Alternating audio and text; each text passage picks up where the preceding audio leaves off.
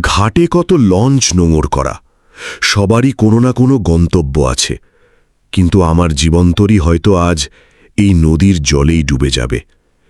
ঈশ্বর, আমি আর এক মুহূর্ত ওই প্রাসাদে টিকতে পারব না। আমি এখন যা করতে যাচ্ছি তা হয়তো মহাপাপ, কিন্তু আমার দেয়ালে পিঠ ঠেকে গেছে। আমাকে মাফ করবেন। লোকে ভাবে টাকার পাহাড়ে বসে থাকলে কোনো যন্ত্রণা ছোঁয় না। কেউ যদি আমার বুকের ভেতরটা চিরে দেখত যে আমি কতটা নিঃস্ব আর রিক্ত। আমার নামে বিশাল এস্টেট, হিরে জহরত, বিলাসবহুল গাড়ি কি নেই, কিন্তু নিজের শ্বাস নেবার স্বাধীনতাটুকুও যদি না থাকে, তবে এই সোনার খাঁচা দিয়ে কি লাভ? আমার আর সহ্য করার ক্ষমতা নেই। আমি চিরবিদায় নিচ্ছি। বড় চাচির বিষাক্ত কথাগুলো এখনো মাথায় ঘুরপাক খাচ্ছে। তোর ভবিষ্যৎ আমিই ঠিক করব, তোর মতামতের 2 পয়সার দাম নেই। আর দাদু দাদু কেবল নীরব দর্শকের মতো বসে রইলেন, যেন এই বাড়িতে আমার অস্তিত্বটাই একটা মস্ত বড় বোঝা। ভাই, আর 2 মিনিট দাঁড়ান। আপনার মালপত্র এমনভাবে বেঁধে দেব যে একটুও নড়বে না। ওই মেয়েটা ব্রিজের রেলিং ঘেঁষে কেন দাঁড়িয়ে আছে? ওর মতলব কি? আমার তো বুকের ভেতর ছ্যাঁত করে উঠল। মা ছোটবেলায় বলতেন, মানুষের আসল সৌন্দর্য তার পোশাকে নয়, তার বিবেকে থাকে। কাউকে খাদের কিনারায় দেখলে কখনো চোখ বন্ধ করে চলে যাবে না। না, আমি যদি এক্ষুনি কিছু না করি তাহলে এই মেয়েটা আজ নদীতে ঝাঁপ দেবে। আপনি সুস্থ আছেন? কোথাও ব্যথা পাননি তো? এই নিন, একটু জল পান করুন। এতে হয়তো আপনার বুকের ধড়ফড়ানি কিছুটা কমবে। আপনি আমাকে কেন আটকালেন? আজ নিজেকে শেষ করে দিলে আমার সব যন্ত্রণার অবসান হতো। মৃত্যু কখনো যন্ত্রণা মোছে না, উল্টে আমাদের ভালো যারা বাসে তাদের বুকে এক পাহাড় সমান আক্ষেপ রেখে যায়। জীবনের পিচ থেকে পালিয়ে যাওয়াটা বড্ড সোজা, কিন্তু বুক চিতিয়ে ঝড়ের মুখোমুখি দাঁড়িয়ে লড়াই করাটাই হলো সত্যিকারের বীরত্ব। এখানে এই শীতের রাতে দাঁড়িয়ে থাকাটা একদমই নিরাপদ নয়। আসুন, ওই চায়ের দোকানে শেডের নিচে বসে একটু জিরিয়ে নিই। আপনার ঠিকানা কোথায়? আপনার অনুমতি থাকলে আমি আপনাকে আপনার ঠিকানায় নামিয়ে দিয়ে আসতে পারি। না, আমি ওই নরকে আর কোনোদিন পা রাখব না। ওখানে আমার জন্য কেবলই মানসিক অত্যাচার আর পরাধীনতা অপেক্ষা করছে। কিন্তু রাত যে অনেক হয়েছে, আপনি এই লঞ্চ ঘাটে একা এতক্ষণ কি করে কাটাবেন? যেখানে হোক রাত কাটিয়ে দেব, কিন্তু সেই খাঁচায় আর ফিরব না যেখানে আমার মতামতের কোনো দাম নেই। যদি সত্যিই নিজের ডেরায় ফিরতে আপত্তি থাকে, তবে আমার বস্তিতে যেতে পারেন। ছোট্ট একটা কুঁড়ে ঘর, তবে সেখানে আপনার সম্মানের কোনো হানি হবে না। বুঝতে পারছি না কেন, কিন্তু আপনার কণ্ঠস্বরে একটা অদ্ভুত মায়া আর সততা আছে। অনেক সময় আমাদের মন যুক্তি খোঁজার আগেই বিশ্বাস করে বসে, আর বুদ্ধি সেটা পরে বিশ্লেষণ করে। বোধহয় এই জীবনে প্রথমবার কোনো অপরিচিত মানুষের পাশে দাঁড়িয়ে আমার একটুও অস্বস্তি হচ্ছে না। আপনি আমার জন্য এত ঝুঁকি কেন নিচ্ছেন? আমাদের তো আগে কোনোদিন দেখাও হয়নি। মাঝে মধ্যে একেবারেই অচেনা কিছু মানুষ রক্তের সম্পর্কের চেয়েও আপন হয়ে ওঠে, টেরই পাওয়া যায় না। তবে আমি আপনার সাথে কোন সাহসে যাব? আপনি যদি মাঝপথে আমার কোনো ক্ষতি করে বসেন? আমি সেই ধাতের মানুষ নই। তবে আগে আমার ডেরায় চলুন, সেটাই আপনার জন্য আপাতত নিরাপদ। তারপর পরিস্থিতি বুঝে আপনি নিজেই ফয়সালা করবেন। আপনি অবিবাহিতা এবং সম্ভ্রান্ত ঘরের মেয়ে। এই শুনশান নদীর পাড়ে মধ্যরাতে একা বসে থাকাটা একদমই উচিত কাজ নয়। চলুন, কুয়াশা আরও ঘন হচ্ছে। বেশ, তবে আমাকে মাঝ রাস্তায় বিপদে ফেলে পালাবেন না কিন্তু। যখন এক নৌকায় পা দিয়েছি, তখন কুল পর্যন্ত একসাথেই যাব। একটু আগেও আমি নিজের জীবনের গল্পটা শেষ করে দিতে চেয়েছিলাম, আর এখন এক অচেনা কুলির পিছু পিছু হাঁটছি। ভাগ্য মাঝে মাঝে এমন মোড়ে এনে দাঁড় করায় যেখানে অপরিচিতরাই সবচেয়ে বড় আশ্রয় হয়ে ওঠে। কি আশ্চর্য, আপনার সাথে এই অন্ধকার পথ ধরে হাঁটতেও আমার নিজেকে বেশ নিরাপদ লাগছে, কারণ এখন আর আপনি এই ঘোর অন্ধকারে একা পথ চলছেন না। এই যুবক হয়তো বিত্তবান নয়, কিন্তু ওর চোখের দৃষ্টিতে যে নির্মলতা আছে, তা আমি আমার বিলাসবহুল জগতেও খুব একটা দেখিনি। এটা কোন এলাকা? এত সরু গলি, টিনের চালগুলো সব মরচে ধরা। আমি তো এমন স্যাঁতস্যাঁতে পরিবেশ কেবল গাড়ির কাঁচ দিয়েই দেখেছি। ভীত হওয়ার কোনো কারণ নেই, ভেতরে চলে আসুন। এটাই আমার ভাঙাচোরা নীর। দেখতে খুব সাদামাটা হলেও এখানে আপনার আত্মসম্মানে কেউ আঘাত করবে না। আপনি সত্যি আমাকে আপনার আশ্রয় নিয়ে এলেন।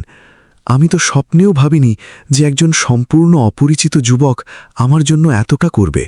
ঘরটা বড্ড ছোট্ট, একপাশে একটা পুরনো তক্তপোষ, অন্য পাশে মাটির চুলা আর কয়েকটা বাসন রাখা, কিন্তু এত অভাবের মধ্যেও সব কেমন পরিপাটি করে সাজানো। দাদি, আমি ফিরেছি। তুমি কি ঘুমিয়ে পড়েছিলে? আমি ভাবলাম তোমার কাঁচা ঘুম আর ভাঙাবো না। আকাশ ভাইয়া, তুই এসেছিস? কিন্তু এই মেম সাহেবকে আর এত গভীর রাতে তোর সাথে এই বস্তিতে কি মনে করে? দাদি, একে আমি ব্রিজের ওপর খুব বিপন্ন অবস্থায় পেয়েছিলাম, খুব চিন্তায় ছিল, আর সাথে কেউ ছিল না, তাই আমি একে এখানে নিয়ে এসেছি। আজকের রাতটা উনি আমাদের এখানেই কাটাবেন। আদাব, আমাকে নিজ গুণে ক্ষমা করবেন যদি আমার জন্যে আপনাদের রাতের ঘুমে ব্যাঘাত ঘটে থাকে, কিন্তু আজ রাতে মাথা গোজার মতো আমার আর কোনো ঠাঁই ছিল না।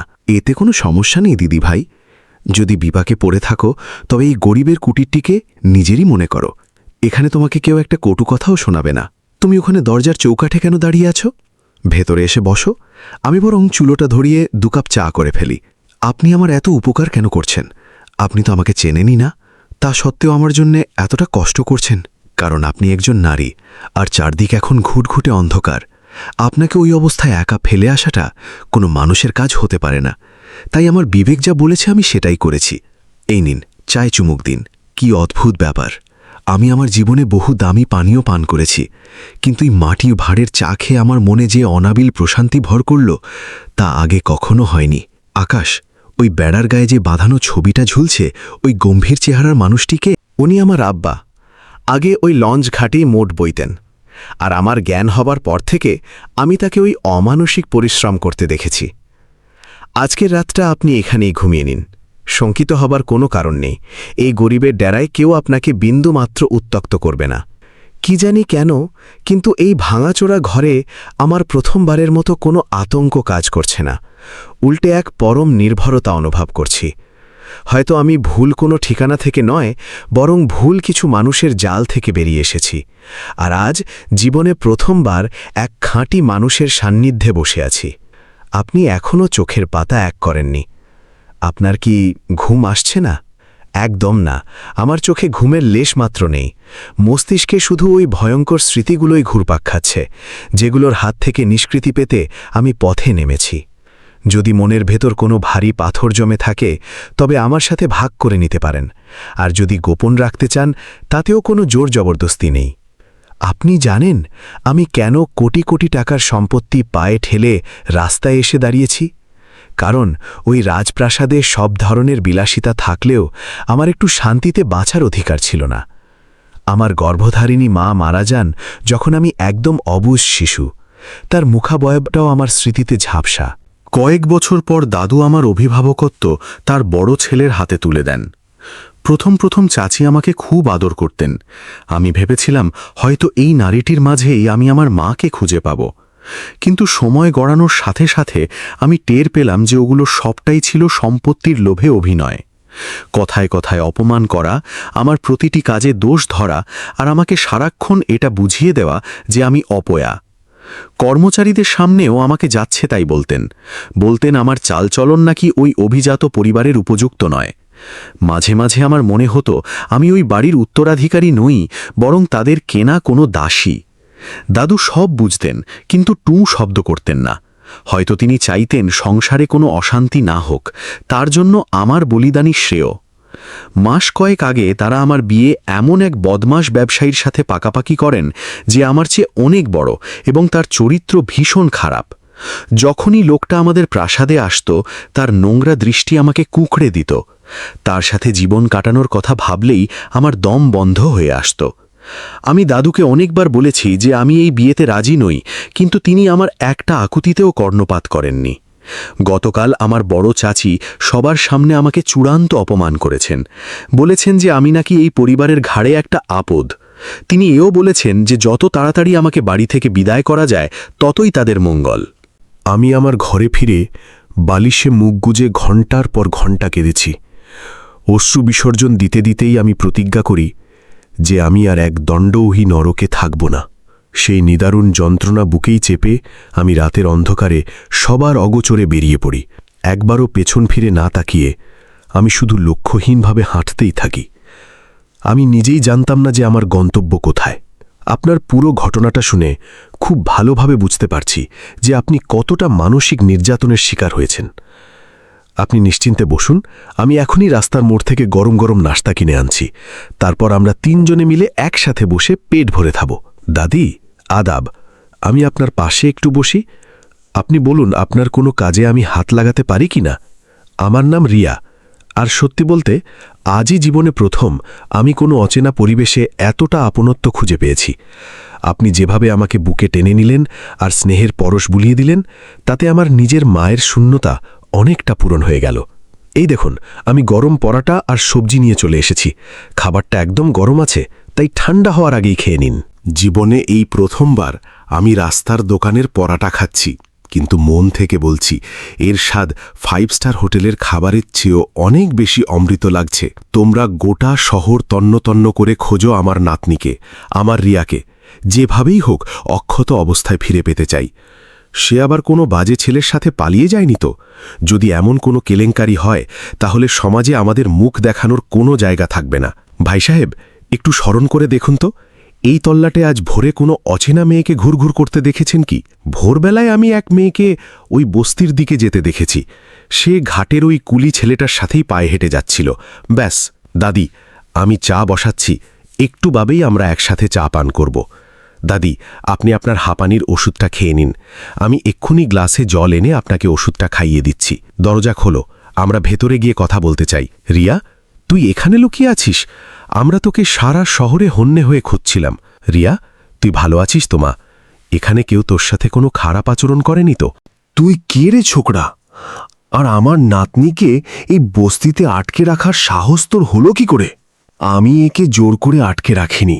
ইনি নদীর ঘাটে খুব বিপন্ন অবস্থায় দাঁড়িয়েছিলেন, তাই আমি একে আমার বাড়িতে আশ্রয় দিয়েছি।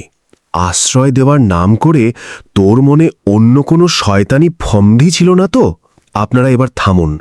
আপনারা যা ভাবছেন তা সম্পূর্ণ ভিত্তিহীন। উনি যদি আমাকে ব্রিজের ওপর থেকে জোর করে টেনে না আনতেন, তাহলে আজ আমাকে জীবিত দেখতে পেতেন না। দাদু ভাই, আমাকে সত্যি কথাটা বলতো, তুই কি সত্যি আমার নাতনির প্রাণ বাঁচিয়েছিস?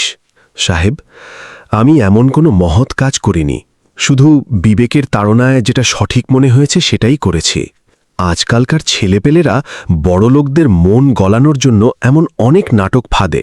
আপনার মুখ দিয়ে এমন জঘন্য কথা বের হতে একটুও বাধল না? আপনাদের লজ্জা হওয়া উচিত। আমি নদীর ব্রিজের একদম রেলিং ধরে দাঁড়িয়েছিলাম, আর নিচে খরস্রোতা নদী।